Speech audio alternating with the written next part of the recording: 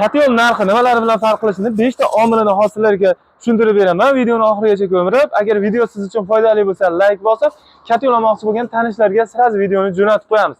Katyol nimalar bilan farq qiladi? Katyol birinchi o'rinda narxiga ta'sir qiladigan utilitar holati.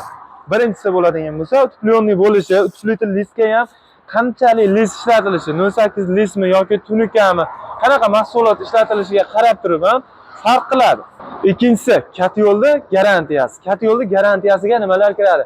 Misol uchun bizda katyolda elektr qismiga 1 yil garantiya beriladi, ichki holatiga suv qo'ymasligi 2 yil garantiya beriladi.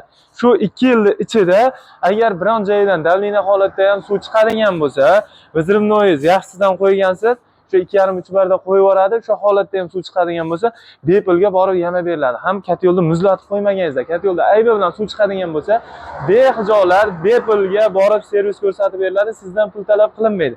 Keyin veltiniator va miyalarga 1 yil garantiya. Shu 1 yilda ichida stabilizator qo'yilgan holatda miya yoki veltiniatorda zapchastlari kuyadigan bo'lsa, bepulga almashtirib beriladi. Hattoki shu garantiyasi yo'q katyol bilan 1 million raznica bo'ladigan bo'lsa, uni garantiyalarni hisobiga u oshib ketadi. Sababi qachondir o'tishga berishi mumkin yoki yil o'tib yoki miyani qayerdadir kuyishi mumkin. Shu holatda bepulga servis ko'rsatiladi. Siz usta qidirmaysiz, qachon keladi demaysiz, tezda borib xizmat ko'rsatib beriladi. Shunisidan ham farq qiladi. Bu ikkinchisi bo'lgan bo'lsa, uchinchisi katyolning qulayligi. Qulayligi deganda ishlatish qulayligi. Mana hozir ko'mirni solyapsiz, pastdan ko'mirni olyapsiz, tozalash. Mana shunda olib turib bemalol tozalab olaverasiz. Keyin ozgina hali dimiqish holati, hali probka bo'lib qolish holati bo'ladigan bo'lsa, richagi orqali bemalol pulini to'ksangiz bo'ladi. Richagini tortganingizda orqada joyi ochiladi. Aydan tosh-poshlarni tushirib yuborishingiz mumkin bo'ladi bemalol. Keyin bu katyolda regulyatorni tiyaga bilan svit bo'lmagan holatda ishlatishingiz mumkin bo'ladi. Yopiq sistema, ochiq sistemaga bemalol javob beraveradi. Yopiq sistema, ochiq sistemaga bemalol javob beraveradi.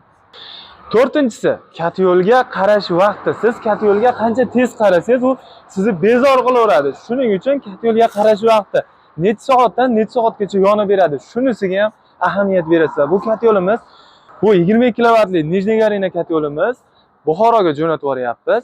Bu katyol 8 soatdan 16 soat 20 soatgacha bitta zapravkangiz bilan yonib beradi. Zapravkangiz ham qanday? Bitta zapravka qilganingizdan keyin to'ldirib, ko'mirni turiga qarab, issiq sovuqqa qarab, uyingizni tepla batareyasiga qarab turib, shularni o'zgarishiga qarab turib, katyol 8 soatdan 20 soatgacha bemalol yonib bera oladi. Bu jihati ham ko'p narxga ta'sir qiladi. Ba'zi katyollar mesela 3,5 4 million, 5 millionga ham katyol bor, lekin har 2 soat uzasa 3 4 5 soatga 5 soat uzadi. Bo'lmasa 2 3 soatda qaraysiz va xavfsizliklari hisobga olinmagan, shuni hisobiga narxi arzon. Keyin o'tibli holati yo'q, ko'miringizni ko'p rasxod qiladi. Hozir 5-o'rinda rasxodi bo'ladi. Hozir bu holatda ham umumiy sizlarga tushuncha beraman. Katyol narxiga ta'sir qiladigan shu ko'mir solish vaqti. Ko'mir solish vaqti bizni Nijniy Garina katyolda kichkina kvadratlarga qulayligi. Bu katyol bitta zapravka qilganingizdan keyin kechqurun soat 10-11 ga borib turib, zapravkangiz kamayib qolgan bo'lsa, yana ustiga ko'mirni solib qo'yib, kirib bemalol dam olsangiz bo'ladi. Uni qayta yoqish boshqa bo'lmaydi. Kerak bo'lsa, bir hafta 10 kun, 15 kungacha ko'miringiz toshsiz bo'ladigan bo'lsa, katyolni o'chirmaysiz, faqat ustiga zapravka qilib turaverasiz. Yana bir qulayligi, bu katyolga ko'mir, tezak, o'tin, yonuvchi narsalarni bemalol solib yoqsangiz bo'ladi. Keyin buni xavfsizligi bo'yicha o'sha svit o'chgan holatda ham o't alanga olmasligi, gradus o'ta darajada ko'tarib yubormasligini hisob qilingan. Shuning uchun e'tibor berasizlar. Katyol narxi asosan shu narsalarga katyolda narx ta'sir qiladi. Bizni videoni shu joyigacha kuzatgan bo'lsangiz, videoga like bosib, tanishlarga jo'natib qo'yasiz. Keyin katyol olgan bo'lsangiz, katyolingizni rasxodi, sutkalik rasxodi necha kilodan bo'ldi? Qaysi katyoldan olgansiz va necha kilodan rasxod qildi? Kommentariyada fikrlaringizni yozib ketinglar. Mana hozir 5-omili narxga ta'sir qiladigan katyolning o't yurish yo'li.